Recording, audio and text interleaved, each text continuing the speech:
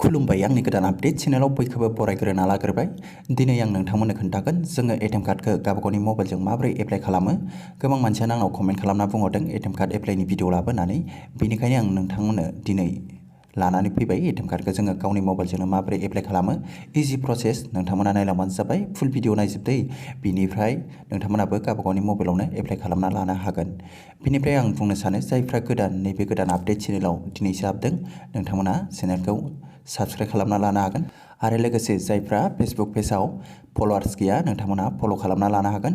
आं फेसबुकाव सिगां हगारगोरो, नोंथांमोना फेसबुकावबो मोननो हागोन माखासे भिडिअफोरखौ।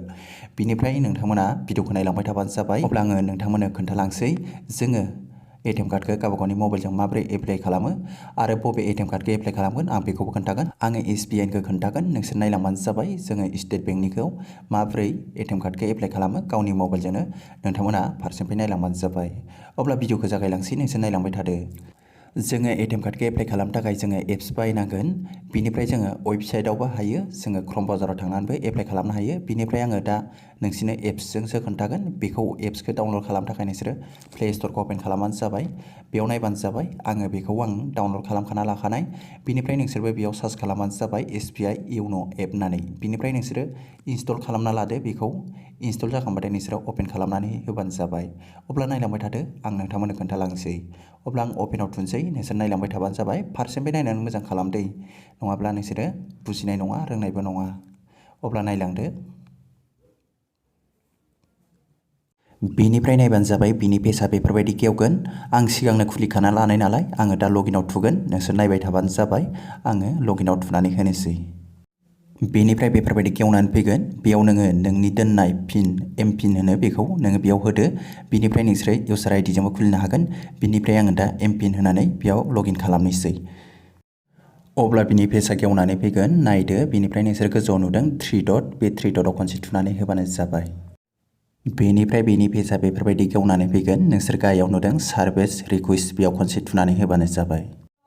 बेनिफ्राय बेफोरबायदि गेवगोन, नायबानो जाबाय नोंसोरो मोजाङै। बेयाव नोंनि बेंकनि प्रफाइल पासवर्डखौ बेयाव होदो। बिनिफ्राय नोंसोरो गाहायाव नुदों साबमिट, बे साबमिटआव खनसे थुनानै होबानो जाबाय। बेनिफ्राय बेफोरबायदि पेज गेवगोन। नोङो एटिएम कार्डखौ बा डेबिट कार्डखौ नोङो एप्लाइ खालामनो थाखाय नैबेयाव दंखायो एटिएम डेबिट कार्ड, बेयाव खनसे थुनानै होबानो जाबाय।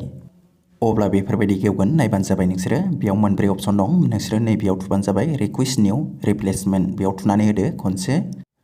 बेनिफ्राय बेनि पेजआ बेफोरबायदि गेवनानै फैगोन, नायबानो जाबाय नोंसोरो। गोजौआव दङ सेलेक्ट एकाउन्ट, बेयाव दङ प्लिज सेलेक्ट, नोंनि एकाउन्टखौ नोङो सेलेक्ट खालामनांगौ।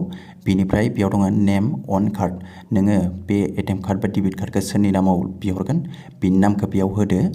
बिनिफ्राय गाहायाव दङ बे प्लिज सेलेक्ट, बेयाव सेलेक्ट खालामनांगौ नोङो एटिएम कार्डखौ माखौ लागोन बेखौ बेयाव सुइस खालामनांगौ।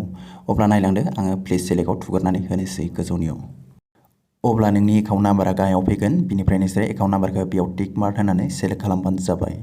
बिनिफ्राय आं गासैखौबो होजोबसै। बेयाव नोंनि डेबिट कार्डआ माखौ लागोन बेयाव नोङो सायख'नानै लाबानो जाबाय। आं दहायनो खोन्थाखादों नों एटिएम कार्डखौ माखौ लागोन बेयाव ओंखारो होननानै, नोंसोरो बेखौ सेलेक्ट खालामबानो जाबाय। अब्ला आङो मोनसे होनोसै, नायलांबानो जाबाय।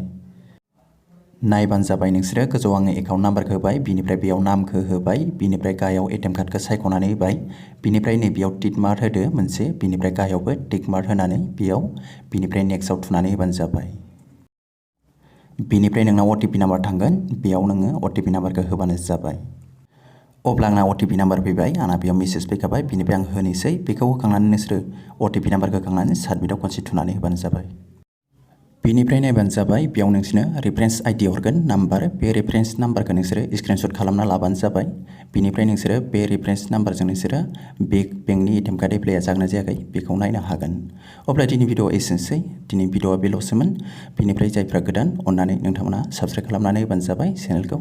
बिनिफ्राय जायफ्रा दाबो फेसबुकाव फल' खालामाखै नोंसोर खालामबानो जाबाय। डिसक्रिपसनाव लिंकखौ होनानै दोनदो। आं फेसबुकाव सिगांग्रो हगारो दै, फेसबुकाव नोंसोर मोननो हागोन। थेंक इउ अब्ला फुल भिडिअ नायनो थाखाय।